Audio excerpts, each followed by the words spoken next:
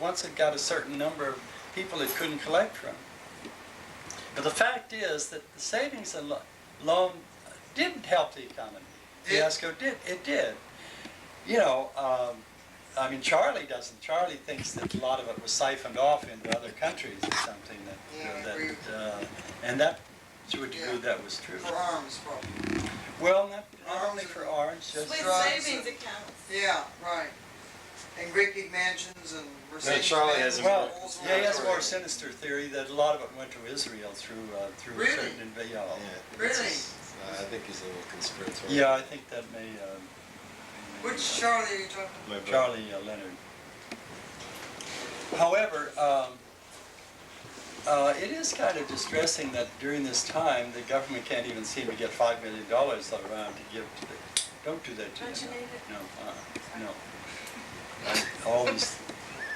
She is a busybody. You know, we can't make up money for anything. I mean, it's true that we're still spending vast amounts for arms, and we could still indulge in a little luxury like a war in the Middle East. That was Israel's war. We fought for them. Well, I mean, part of it was, but a lot of Americans are sympathetic to Israel and Jewish, background, and so they wanted that, and a lot of them contribute a great deal to America's success. So part of it should go, if that's what they want. But the thing that I remember you were in '70 or '68 or something. That Khrushchev came over. Maybe it was early. He came and he made this speech about how the Soviet Union essentially was economically going to the United States. Yeah, but you take that and how many millions of times have we talked about the United States being such a superior country in every possible way? I mean, that's, of course they're going to make ridiculous statements, and of course what I see with Khrushchev is there was a desperate attempt to try to get coexistence going, to forget about this arms deal, because the arms were killing them. If they spend these untold billions of dollars trying to keep up with the United States so that their Army and Navy and Air Force would be able to match ours if the United States ever decided a preemptive strike, then there's not going to be much left. I mean, Well, I wonder whether. Well, if you, it's just an unfortunate fact of history, as you say, history judges. But the history's not over. History's not over. I mean, history's not over for us either. As I say, I don't think the United States is going to emerge unscathed from all this either. But what did you, Gina? Did you just open that? She wanted me Oh, Okay. Okay. Let me get a picture of you taking a picture. You have it in your minds forever. Get the view of the ocean. I'm amazed that Americans haven't gotten incensed. Of course, it doesn't amaze me because so many people just don't put two and two together. But, oh dear, what's going on me? They should do one of the lens on the side, so that people don't know that you're taking pictures of them. It should come out this way, so a mirror lens that you'd be pointing here and you're actually taking a picture there. Well, the thing is that, during all these years, the United States was continually saying that militarily we were behind the Russians, and we had to spend more and more money, and the Defense Department had to have more and more and more to keep up with all that Russia was doing. And the fact is, then the whole thing fell apart, and Americans now see how weak Russia has been all along. And they don't put two and two together to say, hey, the government lied to us, because certainly they knew what was happening in Russia. I mean, they've got CIA people stationed all over. They knew that Russia was going to fall apart. That's an interesting point, because it says essentially that it was in the American power interest to maintain the myth of the Soviet Union, in the same way that it was in the Soviet power interest to maintain that myth with their own people. So it was almost a conspiracy to maintain the myth that they were this powerful country. And we all are supposed to believe these leaders. That's why I think. Well, I mean, the leaders were concerned not about the threat of the Soviet Union overrunning Europe or anything like that, but the idea of Soviet Union getting local rebellions to overthrow the system, which would compress their area of activity, the capitalist area of activity. And we weren't, and if you looked at it, you say, well, are the Russians really going to march? Of course they weren't going to march. They were going to give aid to Ethiopia and Angola and to Cuba, wherever they could, try to help those countries move toward a system that was not hostile toward them. They figure, well, then in the meantime they might get control over some certain things there. But basically the Russians did not benefit by their activities in these other countries. It wasn't an exploitive one. As much as you say, well, the How about Afghanistan? Soviet Union tried to withdraw the resources from all of Eastern Europe. They did that after World War I. But basically it was a negative for the Soviet Union to have all those countries dependent on them. They were supplying them with all sorts of materials, including oil, at much lower than world prices.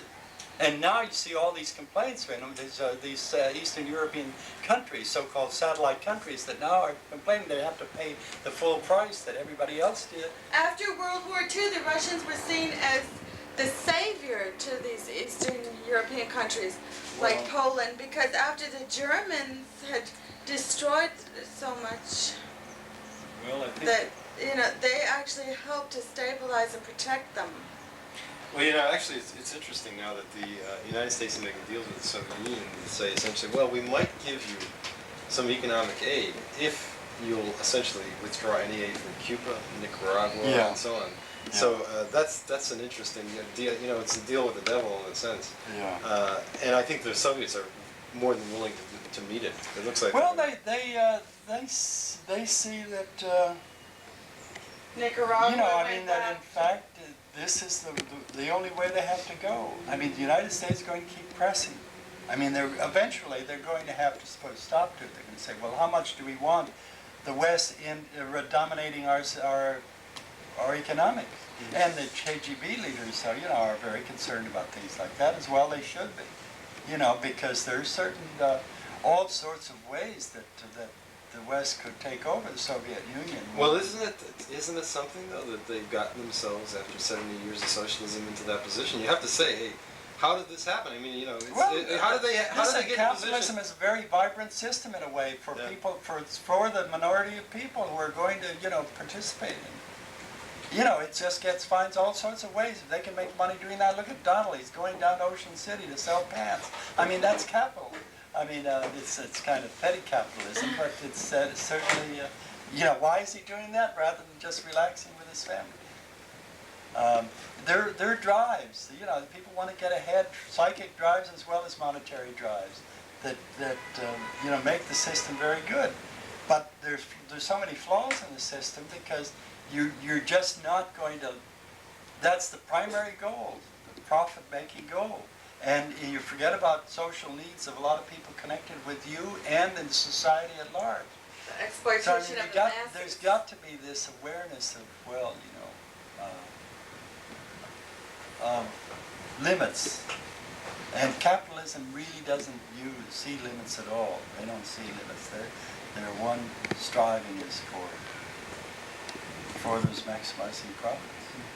Yeah, I wouldn't disagree with that. And so maybe that's the way it's going to be. And then just, some crumbs would go down. The corporate profits may be large, and you may be able to get a few more taxes out of them. But basically, they control the system so that they don't pay the taxes. I mean, you'd think that all these people who made all this enormous amount of money, who continue to make this enormous amount of money out of the country, out of the system, would say, look, I have some degree of gratitude, and I'm willing to pay more taxes than I normally would be willing to at this time because the country's in bad shape. We don't see any volunteers coming from all these people who made these great benefits. I mean, all these corporations these days, excess they're amounts always of money. giving for this and that, right? They're giving on a controlled, voluntary basis. We'll do it. We'll give a little bit here, do this, and so that we look good. We're going to give to the Olympics, and we're going to do this. But the fact is that if you have all this money, because the system instilled on you the need for security and protection, you're not going to be willing to give up these millions of dollars that you want your grandchildren to have. You've got 50 grandchildren. You know, I mean, you've only got $50 billion. I mean, you know, that only allows a certain amount of money. But the point is, once they get beyond a certain amount of money in a family or unit, then it sort of takes over on its own, because, you know, then you start making more money than you ever could consume. And there are, believe it or not, operations that make more money than ever could be consumed by GDP. But you have maybe 1,000 or 5,000 or 10,000 family groups who really have just as strong as any feudal lords ever were in England. Oh, With their stronger, caste, I'm sure. stronger, Oh, it's much stronger. because they. But you know, I find it ironic that when the Gulf War was going on, that they essentially asked the Japanese to finance that war, because that may be a portent in the future that they expect the Japanese to be the financial kingpins for. Yeah, but did we finance their defense? Because remember when Dukakis was running for president, the vice president said at the Democratic Convention that a lot of that subsidized, when we pulled out of, after World War II, we The signed. Marshall Plan, you mean? Yeah, something that they could not go to another country and fight. So we Oh, fought yeah, that war, and they self-defense treaty. benefited from it with the oil. They benefited Oh, from there's it no with the doubt lower that for the last prices. 50 years. So they should be paying for the war because they're benefiting from it. But also, they haven't been paying for the defense. As I understand it, the Americans have been subsidizing their defense. Well, in you know, Okinawa to me or it something. seems crazy for the Japanese to even worry about that. I mean, if they get involved in the whole posturing, you know, military posturing, then they're going to suffer from some of the same things we do. The one thing that's been an advantage for them is they haven't indulged in that stupidity of pouring billions of dollars into armaments. They- So that, you know, They don't have to, because someone else will fight their wars. I tell you That's that. not a question of I tell you that. that thing with Art Buchwald a few years ago. He did a skit where the Japanese approached MacArthur after the war, and he said, and they said, well, our cities have been devastated, our factories have been devastated. What can we do, to recover? Yeah. And he said, well, you can't make tanks and planes and ships and battleships and so on. He listed this incredible array of things they couldn't make. So they said, well, can we possibly make cars? He said, oh yeah, cars, you can make cars. Would you please let us make a few little cars? Let's go. And they consider themselves children of I like the that hat, sun though. god. They were the empire of the sun. Yeah. They went into China. World War That II. looks great. There was a Right movie back to about you. that. Oh, And You like this? yeah. they were eyeing Vietnam for natural resources, rubber and I don't know, minerals or something. Who's that? Japan. You I know, don't know if every they want time us I to think go- You guys this gonna go out there hat and is beach bums or nasty what? having Yeah, we're the gonna sun. ride the surf. That's the type of hat you Ride have the to have waves sun, and I hope to forget ride a very dolphin. much. Hang- I hang have 10, some huh? hats Yeah, like hopefully we'll There's get a to see white some hat on the dolphins out shelf there. in the bedroom that Bring us Jen good and I luck. are in. Help yourself. It's beautiful. Look. beautiful.